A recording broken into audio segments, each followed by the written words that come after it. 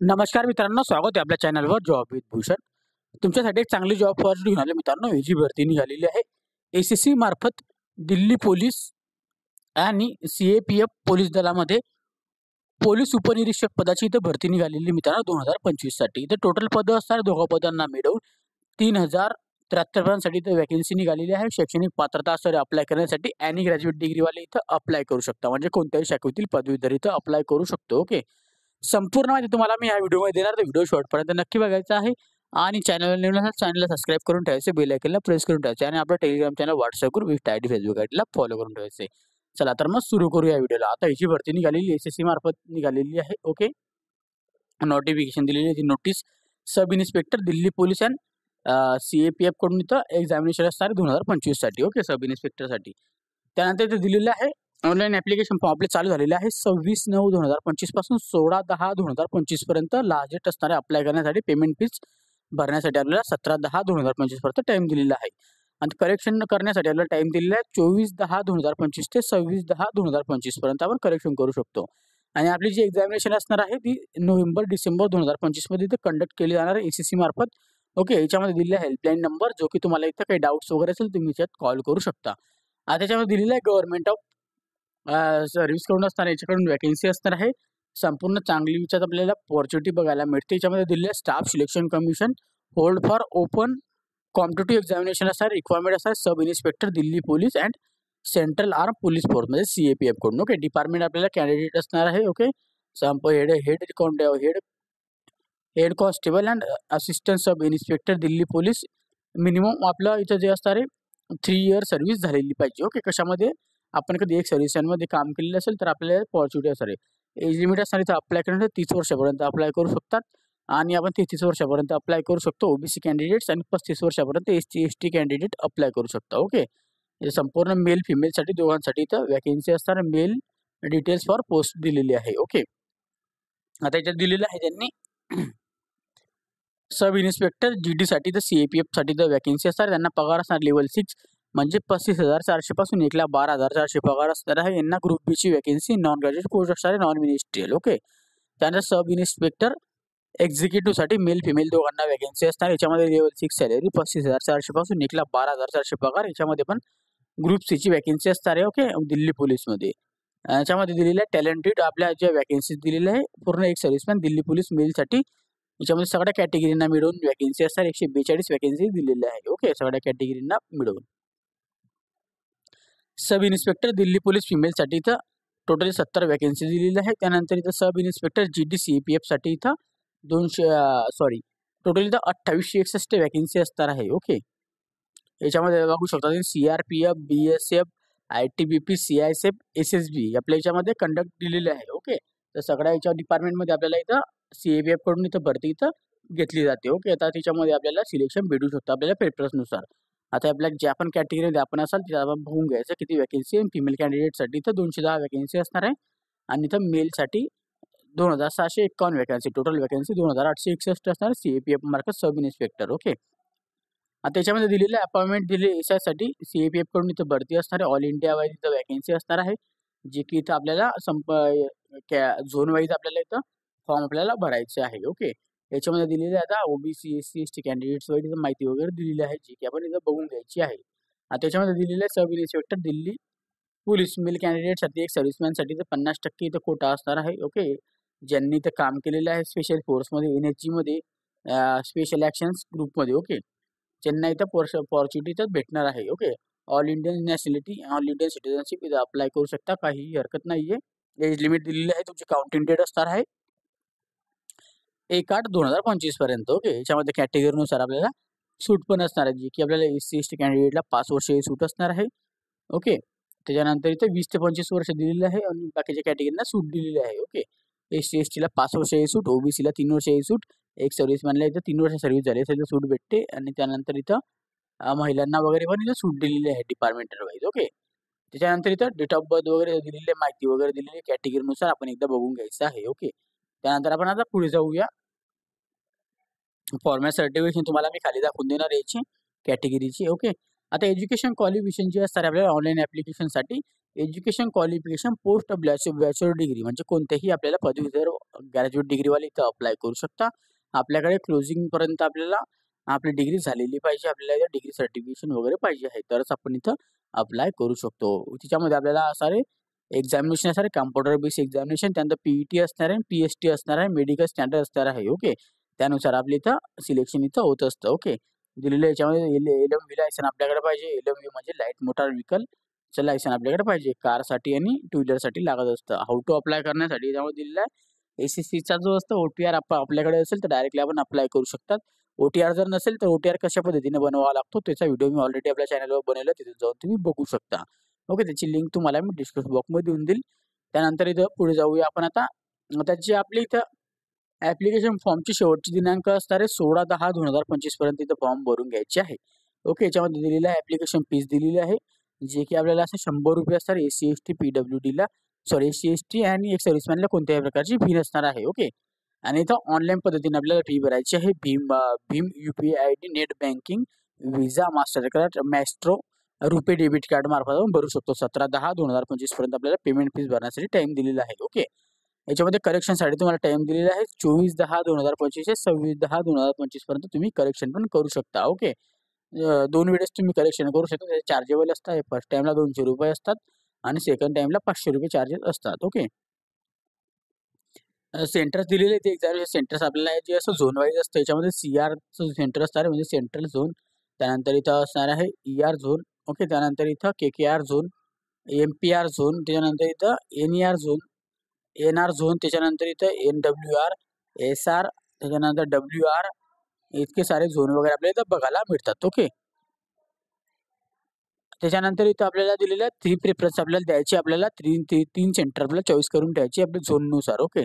जे की आपल्याला दिलेलं आहे एक्झामिनेशनसाठी आणि सिस्टम ऑफ एक्झामिनेशन असणार याच्यामध्ये पेपर 1 असणार आहे. पेपर 1 झाल्यानंतर आपल्याला पी-एस-टी असणार आहे आणि त्यानंतर पी-ई-टी असणार आहे सेकंड ऑप्शनमध्ये. ओके. त्याच्यानंतर आपल्याला दिलेलं आहे इथं पेपर 1 मध्ये जे असणार आहे जनरल इंटेलिजन्स रिझनिंग 50 क्वेश्चन 50 मार्कांसाठी आपली एक्झामिनेशन इथं कंडक्ट केली जाणार आहे. त्याच्यानंतर आपल्याला असणार आहे stream general knowledge and general अवेअरनेसचे 50 क्वेश्चन 50 मार्कासाठी असणार आहे. कॉम्पिटिटिव्ह ॲप्टिट्यूडचे 50 क्वेश्चन 50 मार्क आणि इंग्लिशचे 50 क्वेश्चन 50 मार्क असणार आहे. ओके. त्याच्यानंतर आपल्याला इथं बघू शकतो तुम्ही 2 तासाचा टाईम दिलेला आहे. ओके. त्यानंतर पेपर 2 मध्ये आपल्याला इंग्लिश लँग्वेज आपल्याला असणार आहे. याच्यामध्ये आपल्याला 200 क्वेश्चनचा पेपर असणार आहे. 200 मार्काचा 2 तासाचा टाईम दिलेला आहे. याच्यामध्ये जे असणार आहे आपल्याला पेपर दिलेला आहे जो ऑब्जेक्टिव्ह टाईप असणार आहे. मल्टिपल चॉईस क्वेश्चन्स इंग्लिश आणि हिंदीमध्ये आपण पेपर देऊ शकतो. Part 1, part 2, part 3. ओके. असे इथं पेपर डिवाइड केलेले आहे. 0.25 इथं निगेटिव्ह मार्किंग असणार आहे म्हणजे 1/4 ची निगेटिव्ह मार्किंग आपल्याला बघायला मिळते. ओके. याच्यामध्ये दिलेले आपल्याला जर आपल्याला आन्सर आपल्याला चुकीचा वाटत असेल चेक करायचा असेल तर प्रत्येक क्वेश्चनला आपल्याला पर क्वेश्चन ₹50 चार्जेबल असणार आहे. ओके. याच्यामध्ये दिलेलं आहे रिसिप्ट वगैरे आपल्याला दिलेलं आहे आणि जर तुमच्याकडे एनसीसी सर्टिफिकेशन असेल तर तुम्हाला याच्यामध्ये बोनस मार्क भेटणार आहे. जे की असणार आहे आता बोनस मार्क दिलेला आहे एनसीसी सर्टिफिकेशनसाठी पेपर 1 मध्ये पण पेपर 2 मध्ये. एनसीसी सर्टिफिकेशन असेल तर 10% मार्क आपल्याला 10 मार्क मिळणार आहे म्हणजे 5% मॅक्सिमम. एनसीसी बी सर्टिफिकेशन असणार 6 मार्क मिळणार म्हणजे 3% मार्क. एनसीसी ए सर्टिफिकेशन असणार आहे म्हणजे 4 मार्क म्हणजे 2% मार्क आपल्याला मॅक्सिमम भेटणार आहे. अशा पद्धतीने बोनस मार्क आपल्याला भेटत असं एनसीसी सर्टिफिकेशनला. याच्यामध्ये सिलेबस दिलेला आहे आपल्याला पेपर 1 मध्ये आपल्याला जनरल इंटेलिजन्स अँड रिझनिंगचा. ओके. त्यानंतर जनरल नॉलेज अँड जनरल अवेअरनेसचा सिलेबस दिलेला आहे. कॉम्पिटिटिव्ह ॲप्टिट्यूडचा सिलेबस दिलेला आहे आणि त्यानंतर इंग्लिशचा सिलेबस दिलेला आहे. त्यानंतर पेपर 2 मध्ये इंग्लिश लँग्वेजचा सिलेबस दिलेला आहे संपूर्ण आणि त्याच्यानंतर आपल्याला असणार आहे पी-एस-टी आणि पी-ई-टी असणार आहे. आता याच्यामध्ये दिलेलं आहे त्यांनी आता पी-ई-टी, पी-एस-टीमध्ये आता हाईट नॉर्मल दिलेलं आहे. एस-आय दिल्ली पोलीससाठी दिलेली आहे. ह्याच्यामध्ये आपल्याला हाईट्सबद्दल माहिती दिलेली आहे. जी की आपल्या असणार आहे आता मेल कॅन्डिडेटला 170 सेंटीमीटर हाईट पाहिजे आहे. चेस आपली पाहिजे 80 आणि फुगवून पाहिजे 85. त्यानंतर मेल कॅन्डिडेटसाठी परत आता या एरियामध्ये तुम्ही असाल आता गोरख त्यानंतर इथं हिमाचल प्रदेश वगैरेमध्ये 165 सेंटीमीटर हाईट 80 फुगवून 80 न फुगवता फुगवून 85 आणि ऑल एस-टी कॅन्डिडेट ओके त्यांच्यासाठी 162.5 सेंटीमीटर हाईट असं 77 आपल्याला चेस पाहिजे आहे न फुगवता फुगवून 82. फिमेल कॅन्डिडेटला फक्त 157 सेंटीमीटर हाईट पाहिजे आहे. चेस वगैरे तुम्ही चेक केले जात नाही आणि तुम्ही ह्या एरियामधले असाल सिक्कीम वगैरे मधले 155 सेंटीमीटर हाईट पाहिजे आहे फिमेल कॅन्डिडेटला. ऑल एस-टी कॅन्डिडेटमध्ये जर तुम्ही फिमेल असाल तर 154 सेंटीमीटर हाईट पाहिजे आहे. आता त्याच्यावर दिलेलं आहे सी-ए-पी-एफसाठी हाईट. ओके. तर सी-ए-पी-एफसाठी वेगळी हाईट असणार आहे, ज्याची त्यामध्ये दिलेली आहे. मेल कॅन्डिडेटला 170 सेंटीमीटर असणारी छाती न फुगवता 80-85 आपल्याला फुगवून. आणि तुम्ही जर इथं असाल आपल्याला काश्मीर वगैरे आहे, लद्दाख वगैरेमध्ये असाल तर 165 सेंटीमीटर हाईट, 80 न फुगवता आणि फुगवून 185. मेल कॅन्डिडेट गोरखा कॅन्डिडेटसाठी ते 157 सेंटीमीटर हाईट आणि इथं दिलेलं आहे चेस आपल्याला 80 न फुगवता 85 फुगवून. जर तुम्ही एस-टी कॅटेगरीमध्ये असाल ऑल कॅन्डिडेट मेल कॅन्डिडेटसाठी 162.5 सेंटीमीटर हाईट, 77 न फुगवता आपल्याला चेस आणि 82 फुगवून. त्यानंतर मेल कॅन्डिडेट असणारे जे की आपल्याला दिलेलं आहे ज्यावेळेस एस-टी कॅस्टमध्ये नॉर्थ ईस्टमध्ये 157 सेंटीमीटर हाईट लागणार आहे, 77 न फुगवता आपल्याला चेस आणि फुगवून 82. फिमेलमध्ये आता ते असणार आहे की 57 सेंटीमीटर हाईट पाहिजे आहे आणि या एरियामध्ये असाल तुम्ही सिक्कीम वगैरेमधले काश्मीर वगैरे भागातले 155 सेंटीमीटर हाईट पाहिजे आहे. आणि ऑल फिमेल एस-टी कॅन्डिडेटमध्ये जर असाल तर तुम्हाला इथे 154 सेंटीमीटर हाईट पाहिजे आहे. ओके. त्यानंतर पी-ई-टीमध्ये तुमचं जे असणार आहे आता जे की मेल कॅन्डिडेटसाठी दिलेलं आहे 100 मीटर 16 सेकंदचा टाईम दिलेला आहे. ओके. त्यानंतर 1600 मीटर रनअप असणार आहे, 6.5 मिनिटाचा टाईम दिलेला आहे. लाँग जंपसाठी तर 3.65 मीटरसाठी 3 चान्स दिले जाणार आहे. हाय जंपसाठी 1.2 मीटर्समध्ये 3 चान्स दिले आहे. शॉर्ट पुटमध्ये आपल्याला 16 लॅप्स असणार आहे, याच्यामध्ये आपल्याला 4.5 मीटर्स 3 चान्स दिलेले आहे. फिमेल कॅन्डिडेट्समध्ये बघायला गेलं 1600 मीटरला 18 सेकंदचा टाईम दिलेला आहे, 800 मीटरला 4 मिनिटाचा टाईम, लाँग जंपला तर 2.7 मध्ये आपल्याला मीटर्स 3 चान्स दिलेले आहे. हाय जंपमध्ये 0.9 मीटर्समध्ये 3 चान्स दिलेले आहे. ओके. हे चेस वगैरे दिलेलं आहे, संपूर्ण माहिती दिलेली आहे आपल्याला. ओके. हाईट चेसबद्दल पी-ई-टी, पी-एस-टीमध्ये. त्यानंतर इथे दिलेलं आहे मेडिकल स्टँडर्ड दिलेलं आहे. मेडिकल एक्झामिनेशन आपल्याला कंडक्ट केली जाणार आहे, जे की आपल्याला मेडिकल आपल्याला चेकआउट होतं. आई वगैरे आपल्याला चेकआउट होतं, टॅटू वगैरे चेकआउट होतं. त्यानंतर आपल्या मेडिकल सर चेकआउट होतं आपल्याला. ओके. त्यानंतर आपल्याला हे सगळं झाल्यानंतर आपल्याला फायनल मेरिट लिस्ट लागते. ओके.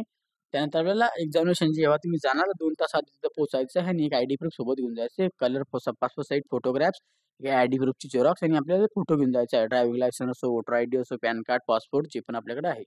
एक आयडी प्रूफ सोबत घेऊन जायचं आहे. पोस्ट ऑफ प्रेफरन्स द्यायची आपल्याला सी-ए-पी-एफमध्ये जे असाल त्याला प्रेफरन्स द्यावी लागते. आता याच्यामध्ये दिलेली आहे आपल्याला प्रेफरन्स आपण बघू शकता. दिल्ली पोलीसमध्ये द्यायची, त्यानंतर जसं की ए-बी-सी-डी दिलेले आहे. Border security force, okay. Central industrial security force, okay. त्यानंतर central reserve police force, okay. त्यानंतर आपल्याला Indian Tibetan border police force आणि सशस्त्र सीमा बल, ओके. अशा पद्धतीने आपल्याला प्रेफरन्स द्यायची. कशाला तुम्हाला प्रेफरन्स द्यायची ए-बी-सी-डी ई-एफ, ओके. अशा पद्धतीने देऊ शकता तुम्ही, तुम्हाला जे वाटेल ते, ओके. त्यानंतर इथं डेमो दाखवला तुम्हाला मी. इथं डॉक्युमेंट्स वगैरे आपल्याला लागणार आहे. डॉक्युमेंट व्हेरिफिकेशन आम्हाला matriculation certification, secondary examination certification, education certifications आणि संपूर्ण माहिती दिलेली आहे याच्यामध्ये. ओके. मोड ऑफ सिलेक्शन दिलेलं आहे आपल्याला याच्यामध्ये दिलेलं आहे. पेपर 1, पेपर 2 पेपर 1, पेपर 2 मध्ये जे की आपल्याला याच्यामध्ये आपल्याला पर्सेंटेज दिलेली आहे. 30% पाहिजे. युआर कॅटेगरी, ओबीसी, डब्ल्यू 25% आणि ऑल कॅटेगरीजमध्ये 20% लागणार आहे. ओके. आणि त्यानंतर आपला पी-एस-टी, पी-ई-टी होणार आहे. ते पण आपल्याला क्वालिफाय असणार आहे. जे क्वालिफाय झाल्यानंतर आपल्याला मेडिकल आपल्याला कंडक्ट केलं जातं. त्यानंतर आपलं फायनल सिलेक्शन दिलं जातं याच्यामध्ये. ओके. सगळे डॉक्युमेंट वगैरे चेकआउट करून, मेडिकल चेकआउट करून. ओके. त्यानंतर आता खाली गेल्यानंतर आपण आता टाय रिझन्सबद्दल माहिती दिलेली आहे, जे की समान मार्क असल्यामुळे कशाबद्दल टाय देत होतो. ओके. त्या दिलेल्या याच्यामध्ये संपूर्ण माहिती आपण एकदा रीड करून घ्यायची आहे. ओके. जे की आपल्याला टाय झाल्यावर आपण बघू शकतो, आपल्याला जर वाटलं तर. नाही तर आता बघायचं, बघू शकता. संपूर्ण माहिती ज्या इम्पॉर्टंट दिलेल्या आहे, इंट्रोडक्शन्स वगैरे दिलेल्या कॅन्डिडेटला एकदा आपण रीड आउट करून घ्यायची आहे, जेणेकरून आपल्याला संपूर्ण माहिती आपल्याला स्टेप बाय स्टेप आपण बघून घ्या, वाचून घ्या, म्हणजे आपल्याला समजून जाते. त्यानंतर इथं दिलेल्या झोन वाईज आपल्याला हेल्पलाईन नंबर दिलेला आहे, जे की ज्या झोनमध्ये तुम्हाला काही हेल्पलाईन नंबरचा कॉल करायचा असेल तुम्ही करू शकता. ओके. आयडी प्रूफ वगैरे सोबत घेऊन जायचं एक्झामिनेशनला, इथंच दिलेलं आहे. ओके. ₹100 फीज असणार आहे, याची माहिती दिलेली आहे मी तुम्हाला. त्यानंतर इथं फॉर्मॅटसाठी ओ-टी-आर कशा पद्धतीने बनवायचं त्याची माहिती वगैरे दिलेली आहे. ओके. आता पार्ट 1 मध्ये आता ओ-टी-आर बनवून घ्यायचं आहे. ओ-टी-आरसाठी आपल्याला डॉक्युमेंट दिलेले आहे ह्याच्यामध्ये, जे की personal detail, password creation, additional details and declaration एवढी डिटेल फिल करायची आहे. ओके. त्यानंतर इथं फॉर्मॅट फॉर्म, डेमो फॉर्म पण दिलेला असेल त्यांनी खाली, जो की इथून चालू होतो. ओके. जसं की तुम्ही बघून फॉर्म फिल करू शकता. ओके. तर संपूर्ण माहिती तुम्हाला मी दिलेली आहे. जर तुम्हाला अजून पण काही डाऊट असेल या व्हिडिओ रिलेटेड, तर मला तुम्ही कमेंट बॉक्समध्ये कमेंट करा किंवा मला तुम्ही Instagram, Facebookला मेसेज करा. त्याची लिंक तुम्हाला डिस्क्रिप्शन बॉक्समध्ये मिळून जाईल. आणि तुम्हाला जर PDF फाईल डाउनलोड करायचा असेल तर टेलिग्राम चॅनल, WhatsApp ग्रुपवरून तुम्ही डाउनलोड करू शकता. त्याची पण लिंक मी डिस्क्रिप्शन बॉक्समध्ये दिलेली आहे. ओके. काही डाऊट असेल कमेंट बॉक्समध्ये कमेंट करा. अप्लाय करण्याची लिंक तुम्हाला डिस्क्रिप्शन बॉक्समध्ये देऊन देईल. ओके. व्हिडिओ आवडला असेल नक्की लाईक करायचं आहे. जास्तीत जास्त मित्रांना शेअर करायचं आहे. चॅनलवर नवीन असाल चॅनलला सबस्क्राईब करून ठेवायचं आहे. बेल आयकॉनला प्रेस करून ठेवायचं आहे. डेली तुमच्यासाठी नवीन-नवीन जॉब अपॉर्च्युनिटी घेऊन येत असतो. अशाच नवीन-नवीन जॉब अपॉर्च्युनिटीसाठी आपण आता भेटूया आता नेक्स्ट व्हिडिओमध्ये. तोपर्यंत जय हिंद मित्रांनो. Thank you.